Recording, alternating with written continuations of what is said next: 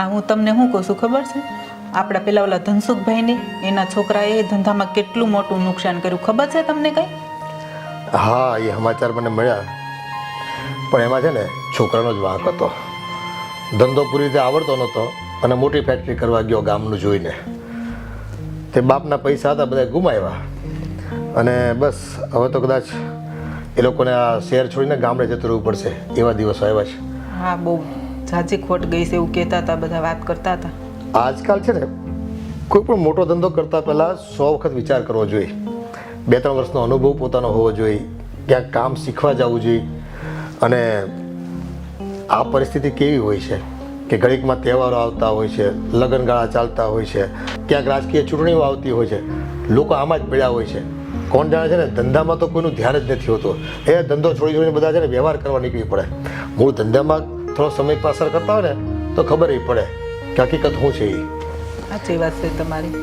ખરેખર અત્યારે સમજ એવો છે ને કે રૂપિયા કમાવા ખૂબ અઘરા છે અત્યારે.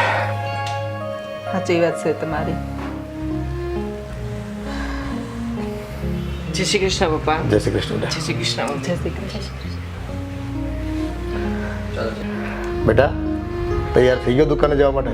હા પપ્પા, બસ નીકળું છું હવે. અને હા, તારે કામકાજ કેવું ચાલે છે?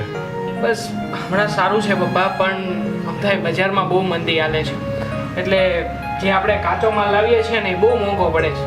હા, જો આપણું મેન્યુફેક્ચરિંગ વત્તા ઇલેક્ટ્રોનિક્સ આઇટમનું કામકાજ છે. અને છે ને તું ખોટા સોદાઓ બુક નહીં કરતો, ખોટો રો મટીરિયલ લઈ લે અને પછી આ છે ને તૈયાર માલ કરીને વેચવા જાય ને તો કોઈ ગ્રાહક નહીં આવે પાછા.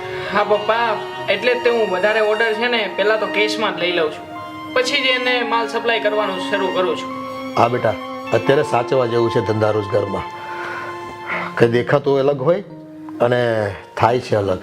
આપણને એમ કે તેજી આવી રહી છે, ત્યાં બજાર છે ને ધબડક થઈ જાય, હાવ પોપટ થઈ જાય. હા પપ્પા, તમે ધંધાની ચિંતા ના કરો, હું બધું જ સંભાળી લઈશ. અરે બેટા, એમાં મારે ક્યાં ચિંતા કરવા જેવું છે? એ તું તો છે ને ઘડાયેલો માણસ છો, એટલે આ તો શું છે, એક બાપ તરીકે મારે તને ઘડીએ ઘડીએ ટપારવો પડે. બાકી તને બધી ખબર પડે જ છે કેમ ધંધો કરવો, કેમ ઇન્વેસ્ટમેન્ટ કરવું, કેમ રિટર્ન લાવવા પૈસા પાછા. પણ પપ્પા, આ બધું હું શીખ્યો છું ક્યાંથી? તમારી જ પાસેથી ને. એ તો બેટા ઠીક છે, હવે મારો અનુભવ હતો એ થોડો ઘણો તને આપ્યો મેં. બાકી છે ને તારી હોશિયારી છે આ ધંધામાં. દીકરો કોનો છે?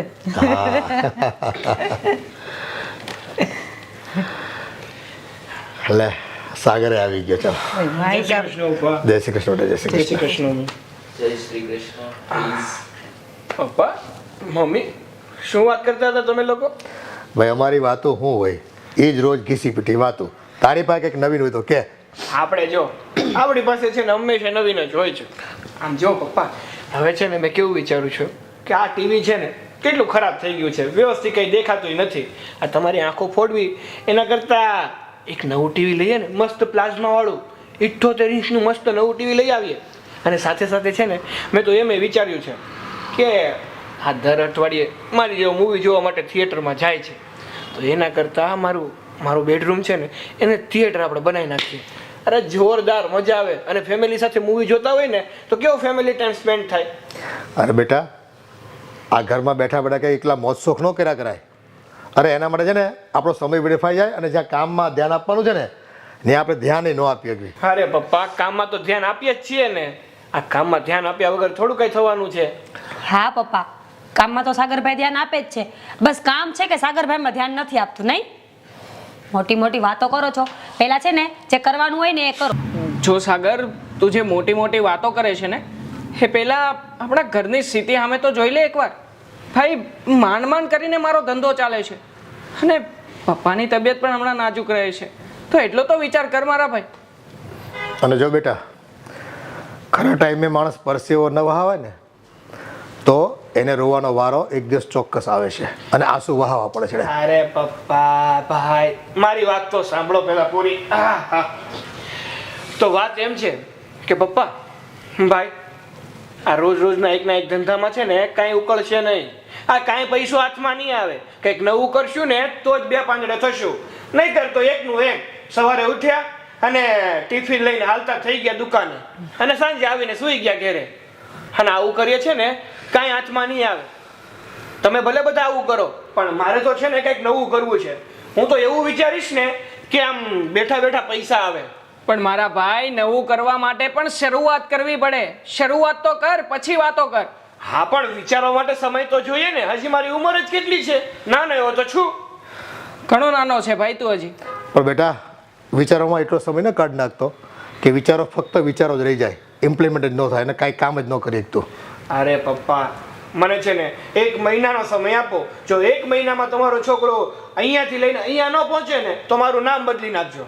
હું એવો બિઝનેસ કરી અથવા કોઈ એવું કામ કરીને બતાવીશ ને કે રૂપિયાના ઢગલે ઢગલા થઈ જશે. આ તમારે લોકોને કામ કરવાની જરૂર નહીં પડે. આ તમારો એક દીકરો કાફી છે કામ કરવા માટે. એવું ન કરી બતાવું ને તો મારું નામ બદલી નાખજો. હશે બેટા, ચાલ તારા સપના તું પૂરા કર, પણ અત્યારે તો ઘર ચલાવવાનું ને. તારા ભાઈના ધંધામાંથી ઘર ચાલે છે અને અમે એવું વિચારી છે કે તું વહેલી તકે કમાતો થા, થોડા ઘણા પૈસા ઘરમાં આવે એટલે ભાઈને રાહત થાય. હા પપ્પા, હું સમજુ છું કે ભાઈને મારી જરૂર છે, પણ જેમ બને એમ કંઈ નવું મળી જશે ને મારા લાયક એટલે હું કરવાનો જ છું. અને પછી છે ને ભાઈને એટલો પૂરો થઈ જશે ને કે તમે વિચારી પણ નહીં શકો. હશે હવે, ચાલો કંઈ વાંધો નહીં. અરે બટા, વાતું કરે કાંઈ ન થાય. આમ અનુભવ કરીને કાંઈક કરી બતાવ ને તો ખબર પડે. અને સાગરભાઈ આમ પણ ગમે એટલો મોટો બિઝનેસ હોય ને તો પણ શરૂઆત તો હર હંમેશા નાની જ હોય છે. તમને લોકોને એવું લાગે છે ને કે હું કંઈ કરી શકું એમ નથી, પણ તમે લોકો જોજો, એક દિવસ હું એવું કરી બતાવીશ ને કે તમે લોકો જોતા રહી જશો. સાગરભાઈ થઈ ગયા ને ગુસ્સે, એટલે જ હું તમને લોકોને ના પાડું છું. એમને જે કરવું હોય ને કરવા દો. સાગરભાઈ આમ પણ કોઈનું માને એમ છે જ નહીં. અરે કરવું હોય એમ ક્યાંથી કરવા દે? આ મોટો એકલો બિચારો કેટલો કરે બધું, એને પણ કેવું પડે ને. બસ મમ્મી એ બધી વાત જવા દો. મારે અમથા પણ દુકાને જવાનો સમય થયો છે. હું નીકળું છું. જય શ્રી કૃષ્ણ. જય શ્રી કૃષ્ણ બેટા. જય શ્રી કૃષ્ણ. બાપુજી બા, તમે લોકો બેસો, હું મારા ઘરના કામ પતાવી લઉં. હા, અમે મંદિરે જઈ આવીએ છીએ. હા. ચાલો જતા આવીએ.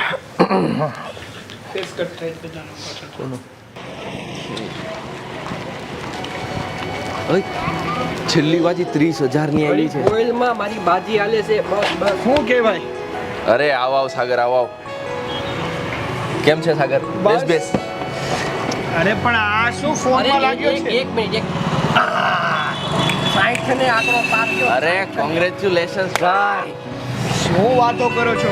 અને આ ગેમ રમે છે એમાં 60 ને આંકડો સ્કોર બનાવ્યો છે. 60,000 રૂપિયા કમાણો તારો ભાઈ. 60,000. અરે તને એક મજાની વાત. બેસ બેસ તું અહીંયા બેસ.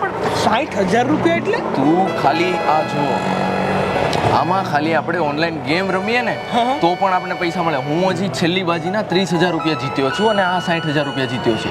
અરે ફોનમાં ગેમ રમીને પૈસા કમાઈ શકે? હા, અરે અમે જીત્યા ને. જો ને તું જો જો બેંકનું ટ્રાન્ઝેક્શન દેખાય તને? યાર એ કઈ રીતે શક્ય બની શકે? અરે કાંઈ ના થાય, ખાલી 10 ગલોને રાણી લક્ષ્મી રાણી ખીચામાં. પણ ભાઈ આ બધી વસ્તુ છે ને આમાં ફ્રોડ બહુ થતા હોય છે. આમાં પૈસા હારી જઈએ, જેટલા નાખ્યા હોય ને એટલા પણ હાથમાં નથી આવતા. તને ખબર છે પેલા મારી પાસે કયો ફોન હતો? ઓપ્પો A37 2GB ને 32GB. અત્યારે જો એપલ. અને જો આ ફોન પણ હું આજે જ બદલાવા જવાનો છું. આ ઓપ્પો બદલીને આવશે સીધો 14 Pro Max. અરે ભાઈ હા, તમારે તો જલસા છે હો બાકી. પણ ભાઈ ચાલો બીજી બધી વાત આપણે સાઈડમાં રાખીએ, પણ મને પણ તો શીખવાડો. હું પણ તો તમારો ફ્રેન્ડ જ છું ને. અરે તારા માટે જ છે. અરે ભાઈ કાંઈ ફ્રોડ ના થાય. એટલે આ બધી એપ્લિકેશન આ સેફ કહેવાય? હા તો અરે એકદમ સેફ છે ભાઈ, કાંઈ ચિંતા કરવા જેવું નથી. મેં તને હમણાં જ સબૂત બતાવ્યો. જો તું જો કરે. અરે ભાઈ તો સારામાં સારું કહેવાય. આ રોજની જોબ કરવા કરતાં આમાં વધારે પૈસા પણ મળે છે અને થોડોક જ ટાઈમ આપવો પડે. હા એ જ ને. હા, આ વાત તમારી એકદમ સાચી. અને આમ પણ આ ઘરેથી છે ને હમણાં જ મગજમારી કરીને અહીંયા આવ્યો છું. કેમ શું થયું તારા ઘરે? અરે યાર તને તો ખબર જ છે ને, મારા પપ્પા અને ભાઈ બંને કામ કરે છે અને હું કાંઈ કરતો નથી. તો એ લોકોનું તો એવું જ કેવું છે કે કંઈ કામ કર કંઈ કામ કર, પણ ક્યાંથી કામ કરવું? આ કંઈ મળે તો કામ કરું ને. અને મારું તો તમને લોકોને ખબર જ છે ને, જ્યાં સુધી મારા દિલને શાંતિ ના મળે ને એવું કામ ના મળે ને ત્યાં સુધી હું નથી કરતો. એકદમ સાચી વાત છે.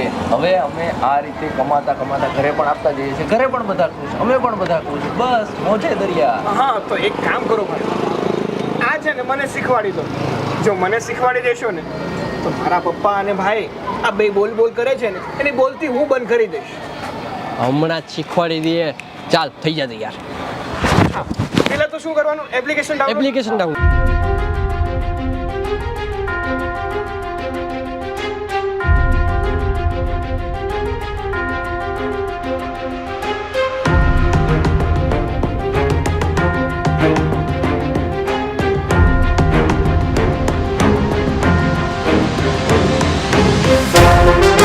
હું તો કહું છું તો આજે જ ચાલુ કરી દે, આજથી પૈસા વાળો થઈ જાય.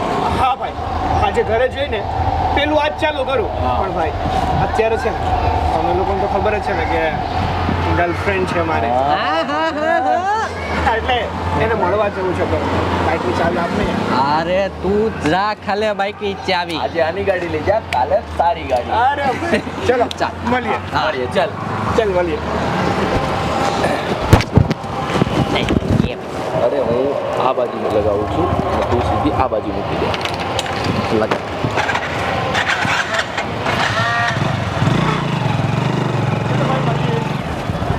મિત્રો, તમને જો અમારા વિડીયો ગમે તો લાઈક કરો, શેર કરો, સબસ્ક્રાઇબ કરો અને બેલ આઇકન દબાવવાનું ભૂલતા નહીં. ટિડિંગ. અને અમારા સાગરભાઈનું સ્પેશિયલ. અને હા મિત્રો, જો તમે આવો ને આવો અમને સપોર્ટ આપતા રહેશો ને તો અમે અહીંથી લઈને અહીંયા પહોંચી જઈશું.